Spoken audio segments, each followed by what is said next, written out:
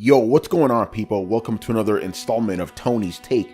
All right, this one's going to be a little bit of a different one because it's not really something newsworthy per se, but it's something that I've had on my mind. I'm going to talk about this on Throwdown tomorrow, but I I just wanted to get out of my head right now. So right here, I'm going to post up an image from my co-host, Mr. Emilio Lopez, that he tweeted out yesterday, and I find this very interesting. This is the subject, right? So he says, being that the Order 1886 is around the same length as Hellblade, if it costs around the same amount, would people have been as heavy-handed about it? And he replied to himself with, the biggest complaint about the Order 1886 was the game length not being somehow equivalent to the price of the game. All right, so that's the heart of it. Basically, I'm wondering, okay, and before I start, this isn't like me defending the Order 1886, even though I genuinely love the game, right? Not about that. It's just interesting because I kind of smell a little bit of hypocrisy in the air. Hellblade is roughly 7 hours long, right? 6, 7, 8 hours long, right? The Order 1886 is about that long, about 6, 7, 8 hours if you don't rush through it, right? Yet, Hellblade is getting praised everywhere, right? Game of the Year contender even. Don't get me wrong, I'm playing the game right now, and I think it's a good game, Not as great as some others are saying, but it's a good game, right?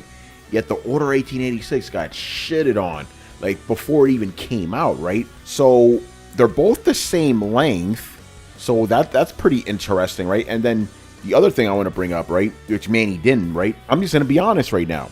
In terms of gameplay, the Order has more gameplay, right? Like, everybody lambasted the game because they said, oh, it was nothing but QuickTime cinemas and stuff. Don't get me wrong, it has a ton of QuickTime cinemas, but there's also a lot of gunplay in there, cover-based mechanics, even some puzzles, right? It's got a good, decent amount of gameplay, right? I haven't finished Hellblade yet, obviously, but Order 1886 has more gameplay than fucking Hellblade. I'm just being real right now.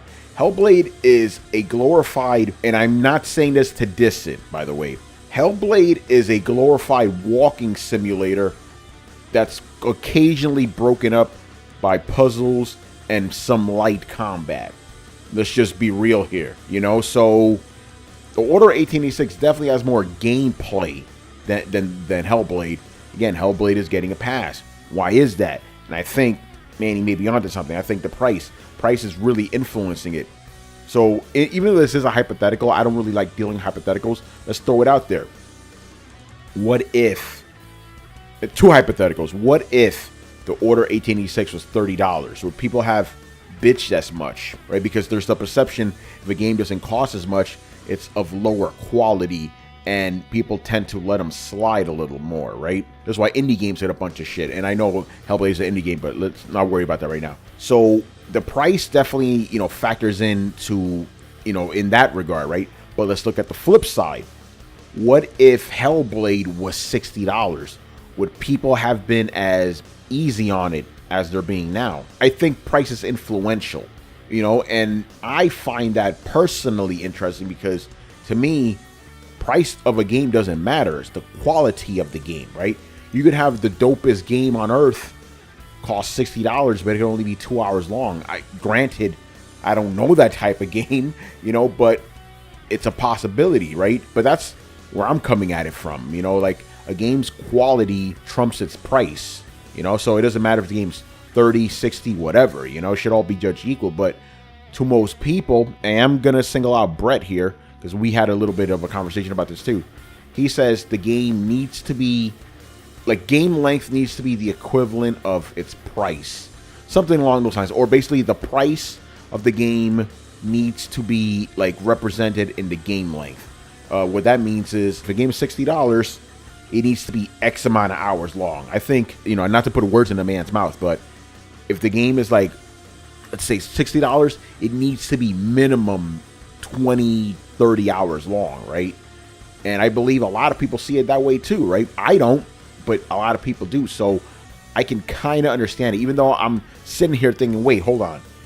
You're letting Hellblade slide for the same reasons that you bitched about the Order 1886. So why is that? It has to be the price point. That's the only thing I could think of, It's just very interesting. We're going to get deeper into this on Throwdown tomorrow, but I just needed to get this off my chest because I find that very strange.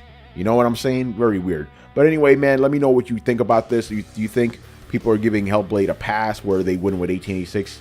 What do you think about Hellblade? Have you been playing it, man? I know some people already beat the game and stuff. I'm still like halfway through it, I believe. So yeah, let me know what you think about it.